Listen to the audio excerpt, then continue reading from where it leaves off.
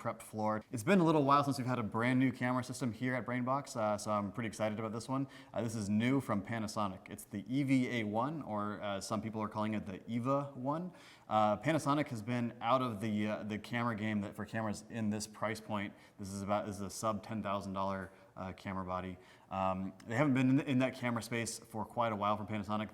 They're more known for their high-end Panasonic EVA-1, which came out recently, and then also their slightly more affordable, slightly smaller, more compact EVA-1 LT.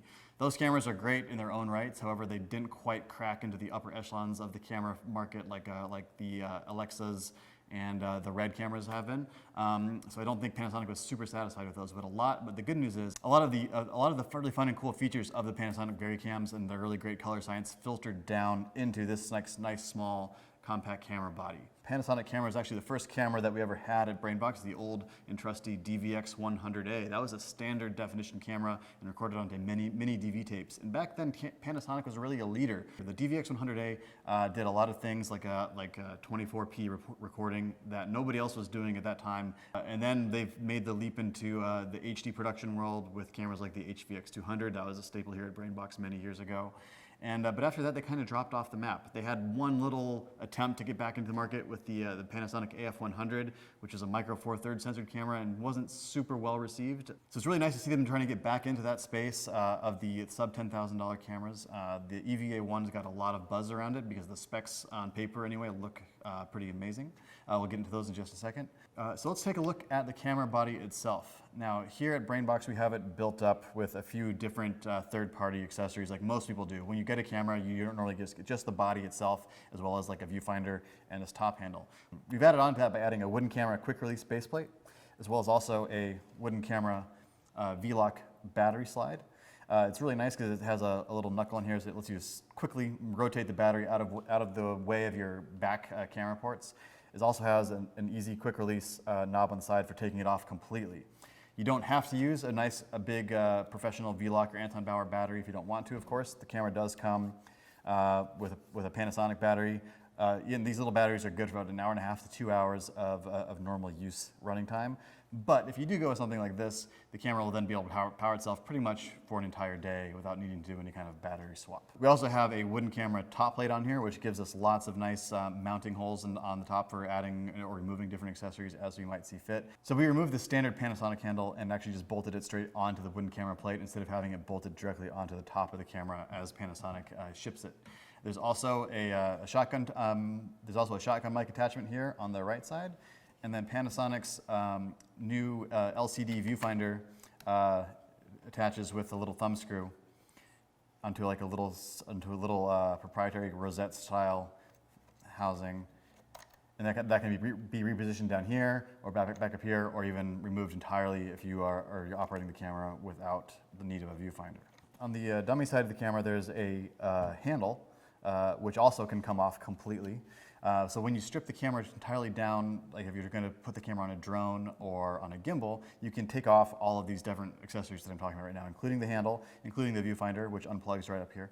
And when you do that, the camera body weight itself is only 2.6 pounds. So it's extremely lightweight. And a 2.6 pound camera, also one that's very compact. It's short, it's kind of squat and stubby, so that it's not sticking out long in the back or wide in the sides. That would, in a way that might interfere with like a cage on like a Ronin or a Movi gimbal. They know that people are going to put it on there, and it will fit on there nice and well. The body is a little bit plasticky. Some people might wish it would be a little bit more rugged materials, just for the longevity of the camera space itself. Time will tell to see how well these things hold up against the elements. The lens mount on the camera is a Canon EF mount. Panasonic is sort of unique among manufacturers. They don't have a competing lens mount of their own like Sony with their E-mount, and they're not quite in the space of having a PL mount on their camera because they know people in this price point are not really using PL cinema lenses very often. With that said, you can put a PL mount adapter on here. It takes a little bit of operation. Third parties like Wooden Camera and others do make PL adapters. You actually have to remove the EF mount, install the PL mount, and then you can switch back at a later date if you need to, but it takes about 15 to 20 minutes to make that swap. So let's talk about some of the specs, because it's actually pretty cool. Internally, the camera has a 5.7K sensor. 5.7K is a really nice starting point because even though that you're downsampling your footage in camera to 4K or 2K or even 1080p, starting with that nice 5.7K high resolution image at the sensor level before it filters down into that before it filters down through that down-resing internally, it gives you a much more accurate, higher quality image because it's starting at a much higher resolution master.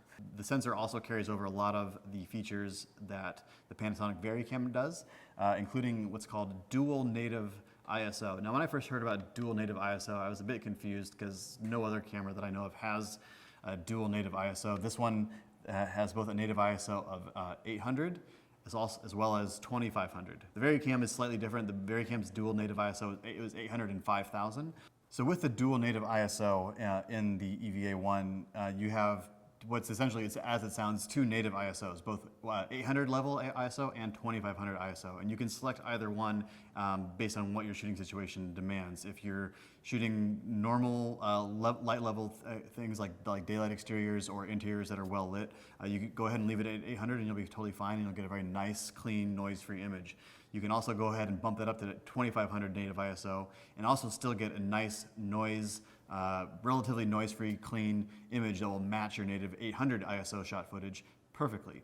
It's accomplished by having an entirely separate circuit behind the sensor, one dedicated circuit for the 800 ISO level and a separate one for the 2500 ISO level. In cameras past, when you would turn up the ISO higher than its native setting, what you were basically doing was adding digital gain onto those sensor pixels, which would increase your video noise.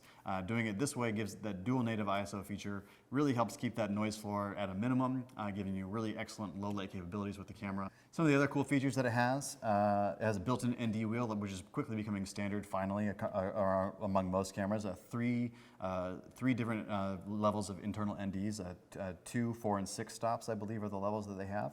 There's also an interesting feature where you can have the IR cut filter that is in front of the sensor. There's a feature where you can have that actually swing away, letting all of the IR light, the infrared light, to hit the sensor, which gives you some more creative choices if you're really interested in playing around with infrared photography or cinematography rather. The camera records onto 2 SD cards. There's 2 SD card slots here in the back. And it records at about 400 megabits a second in its highest recording setting.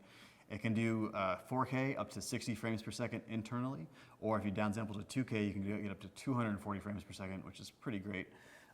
There's also, if you really wanted to capture something raw with this camera, you can do it, not just yet. There is a firmware that is not out yet, but Panasonic has announced it. They are saying that you can do a 5.7K raw output with a upcoming future firmware update. So that could be really interesting for some people as well.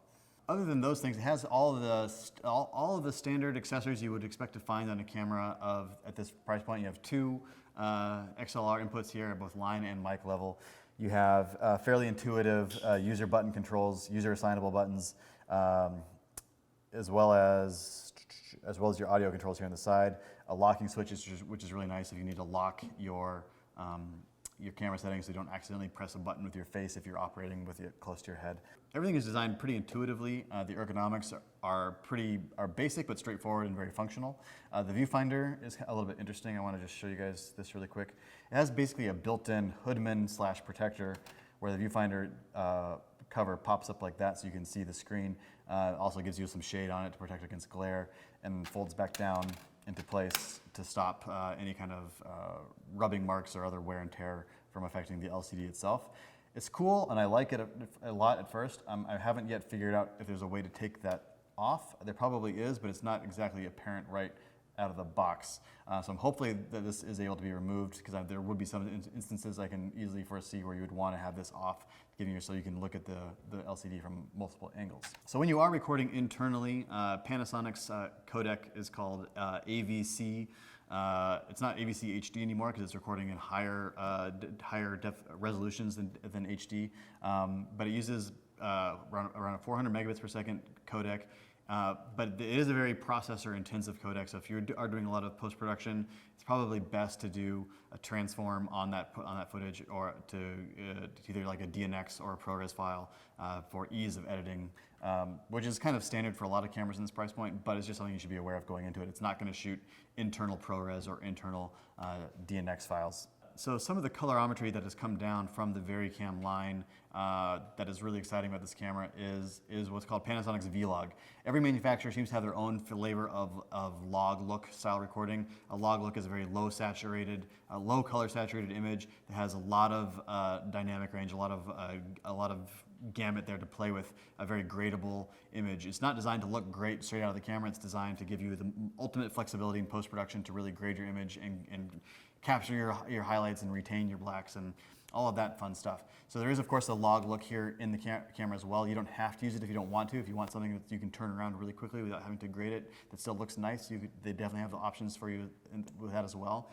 But Panasonic's V-Log, as they call it, V denoting that it comes from the baby-varicam line of cameras, is actually pretty excellent, and it looks really good. It gives you about 11 to 12 stops of usable dynamic range, which is pretty great for a camera of this class. This camera's like chief competitors would be something like a Canon C300 or a Sony FS7. It definitely has, I think when you compare it to those cameras, I think it stacks up very favorably. It's newer than those cameras for one thing. It has dual native ISO. It has a native EF mount, so you don't have to use like a Metabones adapter if you're using Canon glass as your primary glass to shoot on.